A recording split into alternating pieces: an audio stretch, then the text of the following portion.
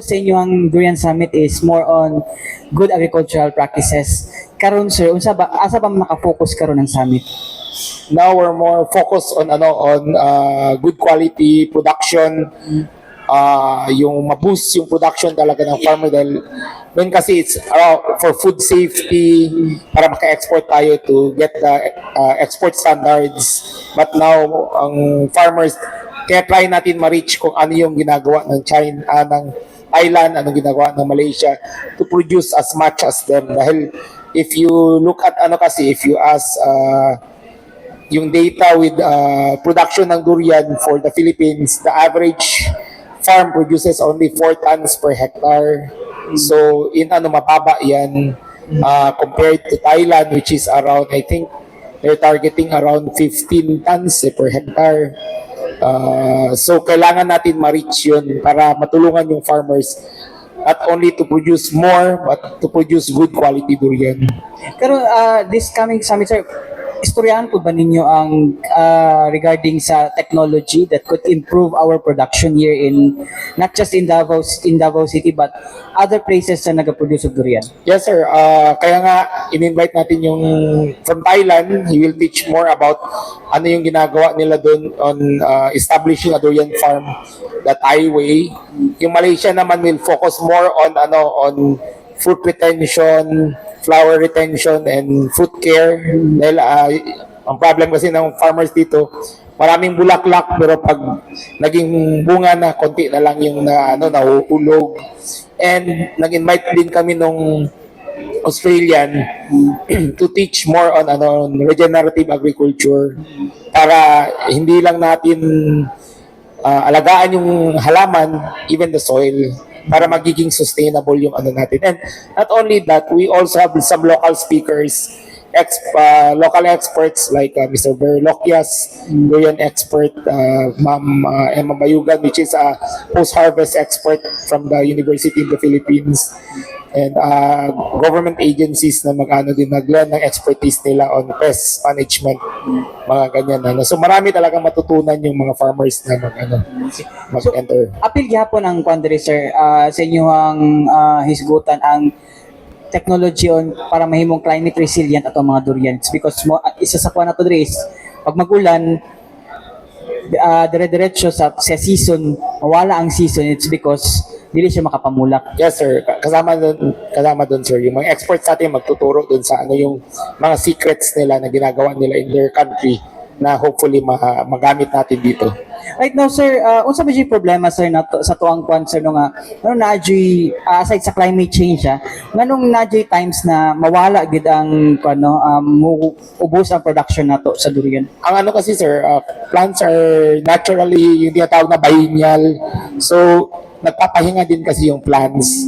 But we can minimize yung losses natin through proper fertilization, proper care. Hindi naman mababa siya pero hindi talaga significantly mawawala. Like example, in my farm, yung ibang farmers na talagang walang nag-aalaga, halos zero yung tanim nila. But in my farm, we harvested 40% pa. So hindi kami na zero. So hopefully, yung mga natutunan ko because I travel kasi Malaysia, Thailand for durian, matuturo din namin yun sa ibang farmers. Speaking of other concern, ang mga small farmers karon is gina-engage na pod sir para kuan atong GACC. Yes sir. Sir, first they need to learn about good agricultural practice. From there they get the farm code from the Bureau of Plant Industry. And next niyan, if okay na yung lahat ng na yon, the exporter will help them to get the GECC code, which allows them to ship directly to, not directly to China, but makasupply na sila dun sa exporters exporting to China. So it is a requirement kasi for you as a farmer to parang traceability saan because one GECC code or farm code, matitrace yan saan yung farm mo and makikita din ano yung practices sa farm mo. So ano yung in-input mo, ano yung mga yield mo, for traceability and food safety. So, since karon kay magdaghan na nag-involve karon na mga small farmers sa bantayan sa to ang mga durian enthusiasts na wala kayo'y mga variety sa puyat Diu 101 ug duyaya sa kadalanan no. It's ilang ginako is it's because Mostly ginako na- in-export po. Oo. Oh. But we still have like yung mga naturally nahuhulog, yung mga tinatawag na hinog sa puno, hindi kasi yan na-export dahil syempre it's very ripe na. But yun yung gusto ng locals, yung sobrang lakas yung lasa. Locals naman bihira kumakain ng harvest, which is that's the one that we ship out, yung harvested durian. So actually some of the farmers now are doing entering with tourism, ginagaya nila yung durian tourism sa na ginagawa sa Thailand and Malaysia. So some farms are, even my farm is doing that now. Okay. Thank you, sir. Okay. So ang natin ma'am is we highlight talaga is we invited yung experts ma'am from Thailand, Mr. From Suke, durian expert siya, and another one from Malaysia, Mr. Chow, and another one, an Australian, which is an expert in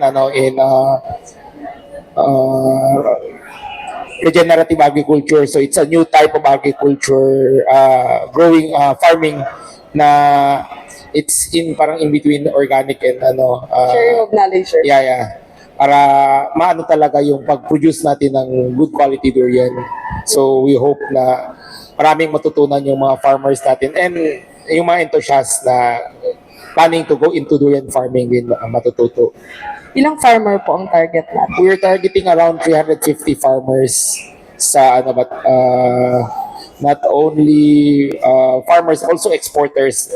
Exporters will be there to also look for markets, for suppliers. So hopefully other durian farmers na wala pang natap na yung export market, they can meet there and see ano yung mga market options nila to sell their durians. Farmer from Asaman, sir.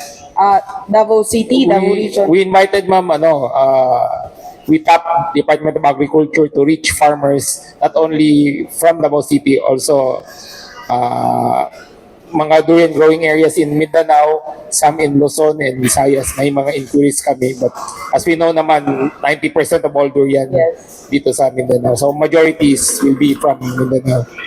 Sir, mga musta lang po dahil ko sa impact sa kanang medyo nihit na durian supply sa durian industry. So, because of the La Nina, ma'am, ngayon talagang mababa yung production ng durian. Kaya ang price ng durian halos hindi buwaba from, I think, last 2 weeks ago, the export market price was around 130 for Class A. Tapos ngayon buwaba ng konti, 125. So, hindi na siya bumaba like the last year na medyo and even the local market mataas pa rin hanggang ngayon because of the supply. How about may loss ba, sir, sa side ng mga farmers or wala naman?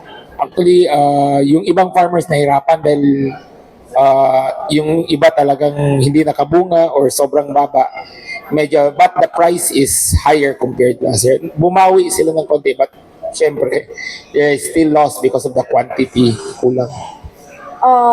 Nakay percentage, sir, kung pila ang loss in total sa industry? Just to according sa mga nakausap po na farmers, compared last year, ang harvest nila was just 30 to 10% daw. So ganun kababa yung harvest nila. Sir, aside sa puyat, sir, naaba tayo laing variety sa durian karon na kanang nakita og potential na pwede natong na pod sa other countries? Yeah, for export, number 1 pa rin yung puyat, tapos hindi 101 and the duyaya. So yun yung 3 main in-export natin. But a lot of farmers now are planting yung tinatawag nilang Musang King and the Blackthorn durian. I think there were some farmers na nakauna nagtanim, they were selling Musang King at around 500 pesos per kilo. So ganun kamahal. And maybe in the future they will have a potential, but ang dami pa kasing nagtanim so most likely mga 5 years pa yan magbunga. So 5 years from now we will have a lot of Musang King here in the Philippines. Malaysian variety ba na siya? Yeah, Musang King is a Malaysian variety.